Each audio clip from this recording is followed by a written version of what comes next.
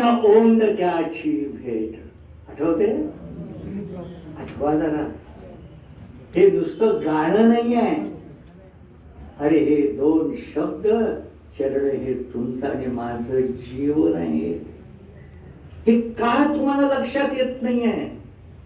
का तुम्हाला अजूनही समजले? 70-80 वर्षामध्ये अजून समजत नाहीये?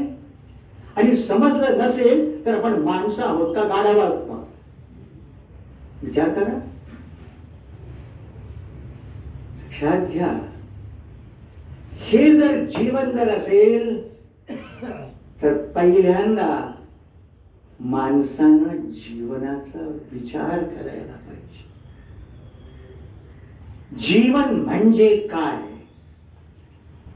कालच मी एक प्रूफ वाचत होतो. तोच ग्रंथ आम्ही 15 दिवसांनी प्रकाशन करणार. अलौकिक असणारा ग्रंथ आहे. योग वासिष्ठातला 5वं प्रकरण करतोय.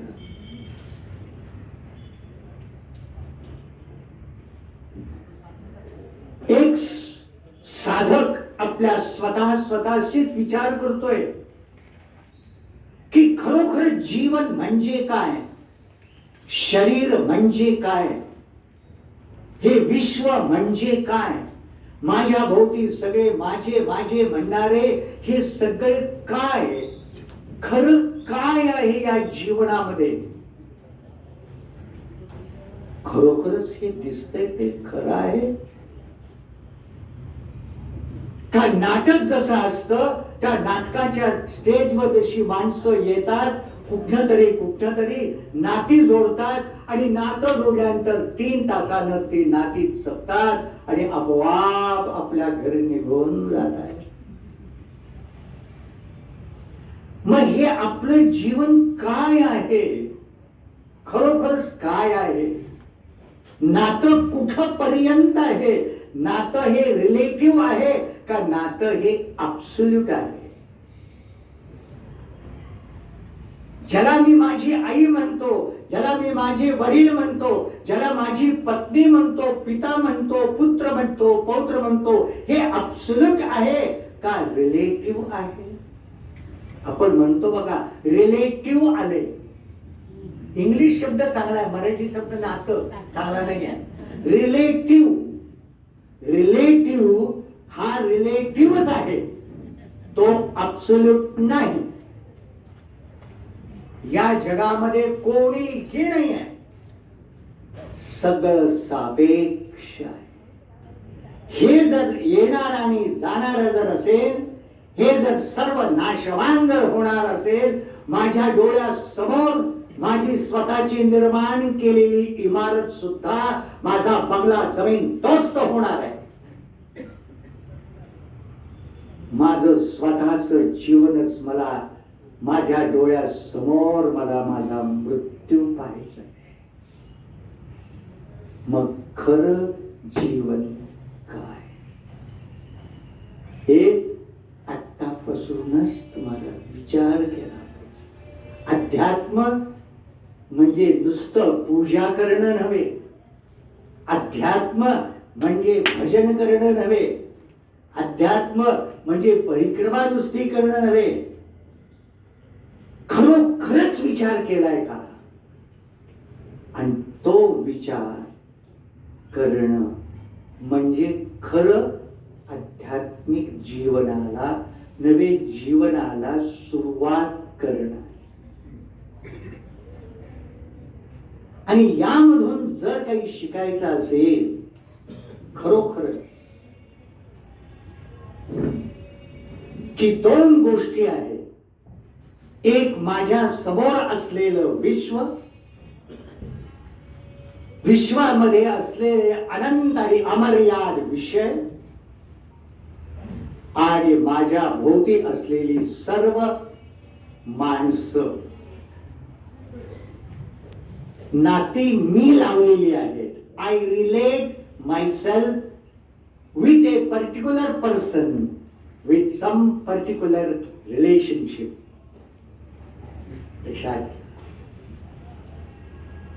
हे सगळं आहे.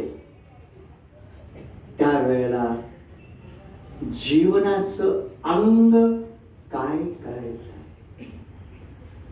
आणि हा विचार म्हणजेच अध्यात्म शास्त्र आहे. आणि हाच विचार करायला सर्व गुरु परंपरा, सर्व खरे गुरु साधकांना, भक्तांना, शिष्यांना विचार करायला प्रवृत्त करतात. लक्षात घ्या, प्रवृत्त करणं, विचार करायला प्रवृत्त करणं हेच गुरूंचं काम आहे. कारण गुरु हा तुमच्या माझ्यासारखाच आहे.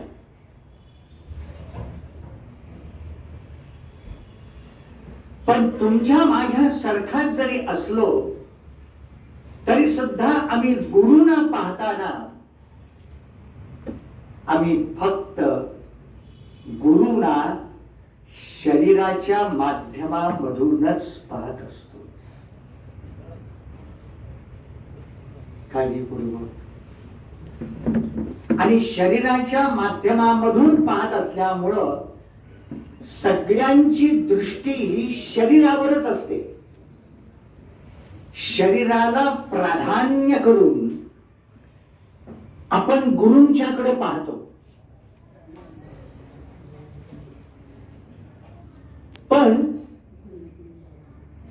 ज्या शरीरामधून मी पाहतो गुरुना, ते शरीर म्हणजे गुरु नाही.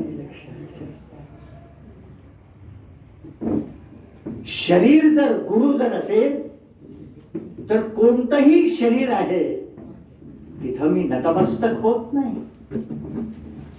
तिथं मी माझी गुरु ही श्रद्धा निर्माण भाव होत नाही. लक्षात घ्या, आपल्यासारखाच जरी असला, आपल्यातलाच जरी असला, शरीर धारण केलेला असला तरी गुरु कधीही म्हणत नाही की मी म्हणजे शरीर आहे.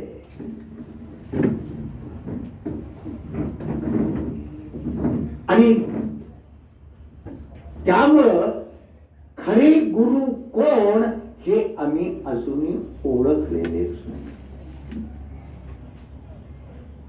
आम्ही शरीराला पकडतो, शरीराला धरतो आणि शरीर हेच गुरु मानतो. आणि त्याचमुळं, क्षमा करा आपल्या मराठी शब्द आहे, हा सगळे संप्रदाय मी ऐकतो त्यावेळेला मला खूप वाईट वाटतं की स्वामीजी आमचे गुरु गेले हो, आता आम्ही काय करू. शब्द कळते मला असं वाटतं. असं ज्या वेळेला मी म्हणतो आणि ऐकतो त्यावेळेला संप्रदाय कोणताही असो, या जगात कोणीही असो, गुरुना तुम्ही कधीच ओळखलेला नाही.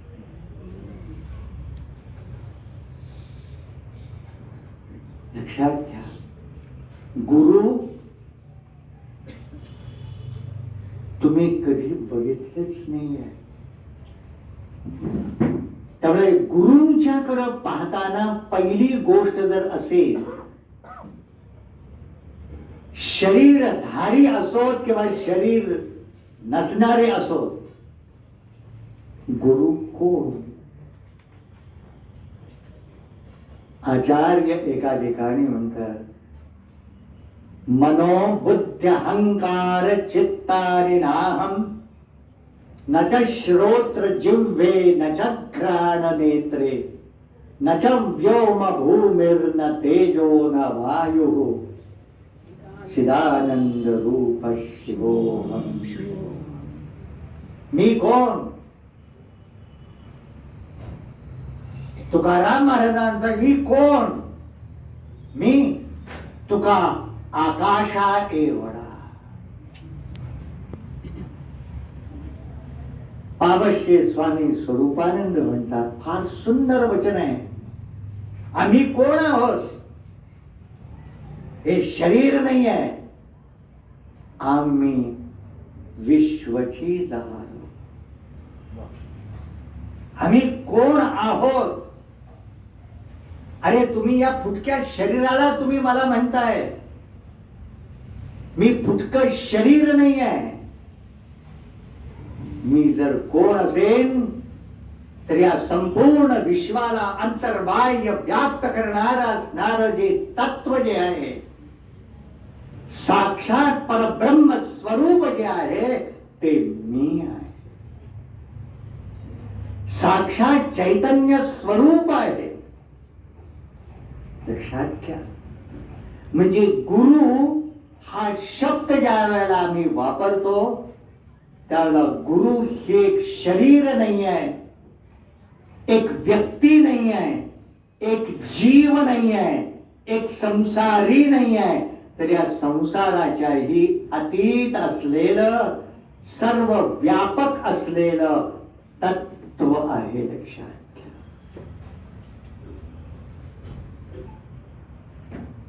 आणि ते तत्व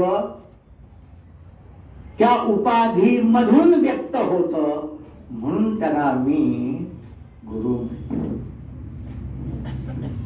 ज्ञानदेवानी पसायदानाला आरंभ करताना काय म्हटले पहा. तिथं निवृत्तीनाथ बसलेले आहेत. त्यांच्याकडे बघून म्हणत असतील कदाचित, आता विश्वात्मके देवे. विचार करा, गुरूंच्याकडे पाहताय, निवृत्तीनाथ महाराजांच्याकडे पाहताय. सख्खे वडील बंधू आहेत. एका बाजूला शरीराचं नातं आहे, रक्ताचं नातं आहे. दुसऱ्या बाजूला गुरु आणि शिष्याचं नातं आहे. आणि तिसऱ्या बाजूला गुरुना संबोधत असताना ते म्हणतायत, बंधू म्हणत नाहीत, निवृत्तीनाथ म्हणत नाहीत, तर गुरूंचं खरं स्वरूप सांगतायत. आता विश्वात्मके देव. ही ज्ञानदेवांची गुरूंची कल्पना नाही आहे, ही ज्ञान दृष्टी आहे. लक्षात घ्या. म्हणून पहिल्यांदा अध्यात्मशास्त्रामध्ये साधना करताना किंवा अनुसरण करताना ज्या वेळेला आम्ही गुरु प्राप्त झाले, गुरूंच्या कडे जातो आणि नतमस्तक होतो, त्यावेळेला पहिल्यांदा समजावून घ्या. म्हणून तरी आपण म्हणतो माणसासारखा माणूस आहे. आत्ताच त्यांनी सांगितलं, ऑफिसमध्ये सगळ्यांना माहित आहे, परंतु हे असे आहेत हे कुणालाही कळलं नाही. दिव्यत्वाची जेथ प्रचिती तेथे कर्माचे. हे दिव्यत्व शरीराचं नाही आहे, इंद्रियांचं नाही आहे, बोलण्याचं नाही आहे, हे अंतरंगाचं आहे. म्हणजे गुरूंच्याकडे जात असताना शिष्याचा, भक्ताचा कोणता भाव पाहिजे. हा तुम्ही गुरु आहात, इतके गुरु म्हणजे कळलं का? लक्ष्मी रोडवरच कळलं, शॉपिंग सेंटर नाही आहे.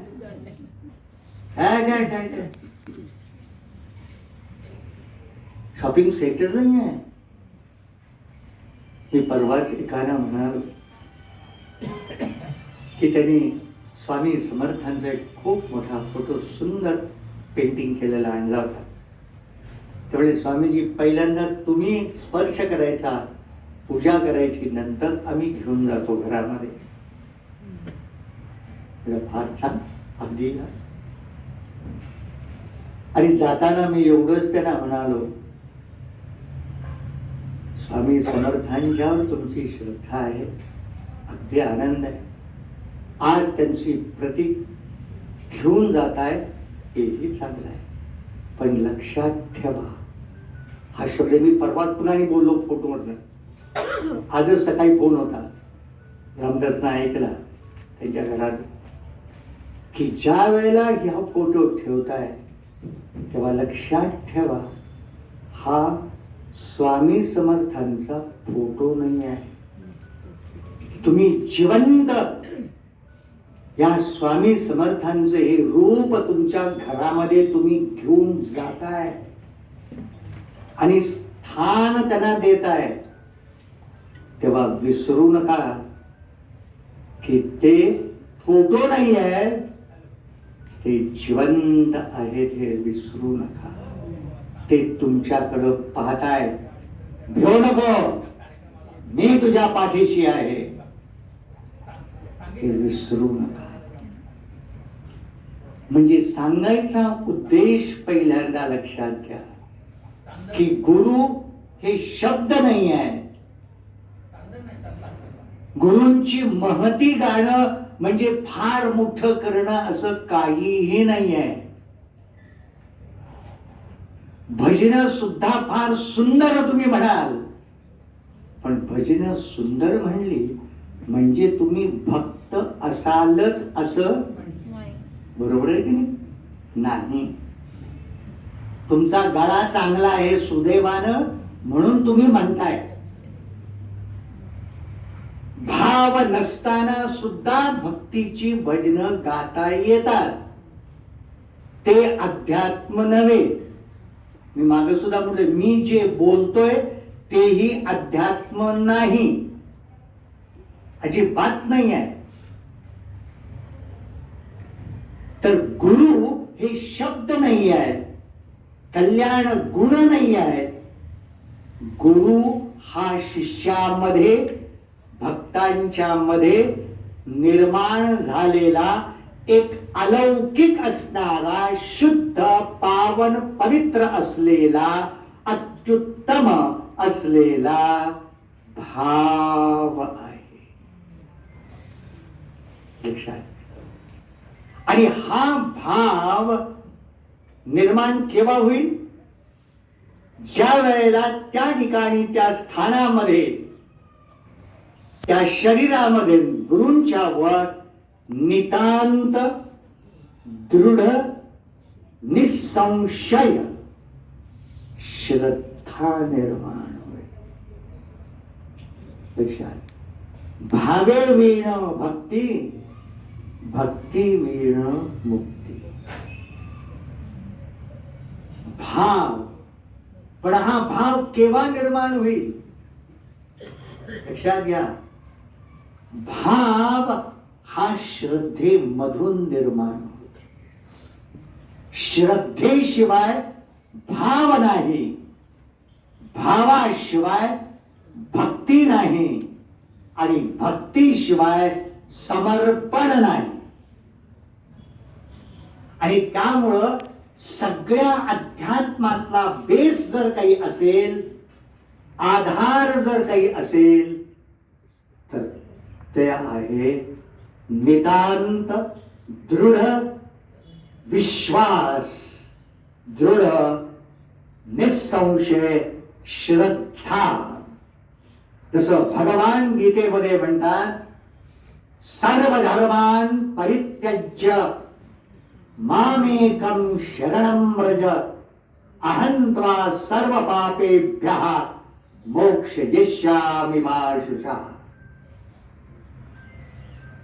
अर्जुना लक्षात घे, खरी जर साधना जर असेल तर किती जप, किती तप, किती काय करतोस नाही, किती दिवस पूजा करतोस नाही. खरी साधना एकच, सर्व धर्मान् परित्यज्य माम एकम शरणं व्रज. अनन्य भावानं शरण जाणं, स्वतःला समर्पण करणं, इंग्लिशमध्ये चांगला शब्द आहे, सबमिट युअर सेल्फ. की मुलं म्हणतात ना, मला सबमिशन करायचं आहे, मला सबमिशन करायचं आहे. अरे कुठलं सबमिशन करतोय? You submit what? Your self. मला काहीही नको आहे. लक्षात घ्या, भगवान काय म्हणतायत? तुझं काहीही नको आहे मला, मला तू पाहिजे. तू फक्त. आणि तू म्हणजे कोण? तू म्हणजे मी. हा तुझ्यातला मी मी मी हा जो आहे, अहंकार जो आहे, हा अहंकार मला दे, समर्पण कर. आणि यासाठी नितांत श्रद्धेची आवश्यकता आहे. आता नितांत श्रद्धा कशी निर्माण होईल हो? फार सुंदर, एक एक एक एक फार सुंदर. हे सुद्धा म्हणतात, मी सुद्धा म्हणतो माझ्या जीवनात येता येता त्यानं सुद्धा विचारलं मला प्रश्न. अशी सहजासहजी होत नाही आहे. लक्षात घ्या, नाही होत. तुम्ही अनेकांना पाहाल, अनेक साधूंना पाहाल, अनेक महाराजांना पाहाल, ऐकाल, वा फार छान, वा फार छान, ऐकाल. मी सुद्धा माझं लहानपण मला माहित आहे. अगदी लक्षात घ्या, 6व्या वर्षापासून 5व्या वर्षापासून मला माहित आहे माझं जीवन. पण अनेक जरी निर्माण झाले तरी म्हणत नाही हे माझे गुरु. बरोबर? तुम्ही काय म्हणता, या स्वामींचं ऐकलं, त्या स्वामींचं ऐकलं, त्याही स्वामींचं ऐकलं, आता तुमचंही मी ऐकतो. बघू प्रयोग होतोय का, काय डोक्यात जाते. काही होत नाही. म्हणजे तुमचं उदाहरण सांगतो. बाजारात गेला, भाजी भरपूर आहे, या टोकापासून त्या टोकापर्यंत भाजी मुळात भाज्या त्याच आहेत, पण असं असं करत करत करत करत करत करत जाते. आणि ती बाई काय, अहो या की हो, अहो मावशी या की हो, अहो काकू या की हो. बघतो, येतो, नंतर येतो. बरोबर आहे की? बघतो, तिच्याकडे बघतो, ती बोलवते पण नाही, मला वेळ नाही, नंतर पुढे जातो. आणि नंतर जाऊन परत पुन्हा मागे येतो. बरोबर आहे? म्हणजे एक एक एक एक बघत बघत जातो आणि फक्त एका ठिकाणी येतो.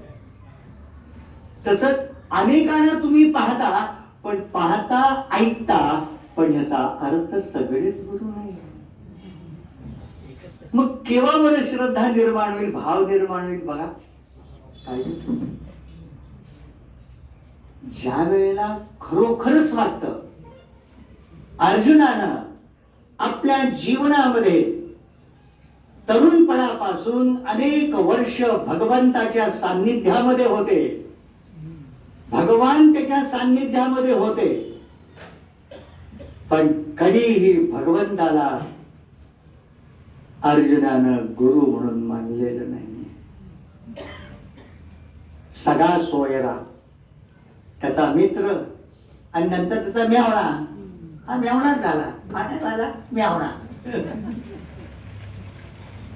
सगळा सोयरा संकटमोचक, पण संकटमोचक होते भगवान अर्जुनाला, कधीही गुरु म्हणलेलं नाही आहे. सगळ्या संकटामधून भगवंतानी पार केलेला आहे. लक्षात घ्या, भगवानही वाट पाहत होते, फक्त वाट पाहत होते. पण एकच क्षण आयुष्यामध्ये आला, त्याच वेळेला अर्जुन स्वतः खाली आला, नतमस्तक झालाय. आणि नतमस्तक होऊन भगवंताला आपण होऊन म्हणतो, शिष्यस्तेहं शादिमान् त्वां प्रपन्नः. लक्षात घ्या की अर्जुनाच्या जीवनामध्ये अर्जुनानं नंतरही नाही आणि अगोदरही नाही, भगवंताला कुरुक्षेत्रावर रणांगणावर भगवान आल्यानंतरच, त्या क्षणाला, मी सगळं सांगत नाहीये, त्याच क्षणाला ज्या वेळा तो हतबल झाला, अगतिक झाला, हेल्पलेस झाला, मराठीमध्ये चारी मुंड्या चित झाला, ज्या वेळेला मनाच्या दुर्बलतेमधून, मनाच्या क्षुब्धतेमधून, मनाच्या कॉन्फ्लिक्ट मधून, मनाचं असह्य झालेलं ती अवस्थाच्या मधून ज्या वेळेला स्वतःच्या सामर्थ्यानं बाहेर येऊ शकत नाहीये, पैशानं, ऐश्वर्यानं, सत्तेनं, उपभोगानंही मन होणार नाही आहे, हे ज्या वेळेला कळलं, त्याच वेळेला अर्जुनाला भगवंताची खरी किंमत कळली. एक उदाहरण सांगतो. म्हणजे तुमच्यासारखाच मी खूप ज्या वेळेला आरंभाला मी खेडेगावातला मी तिकडून पुण्याला यायचो काही कारणानं,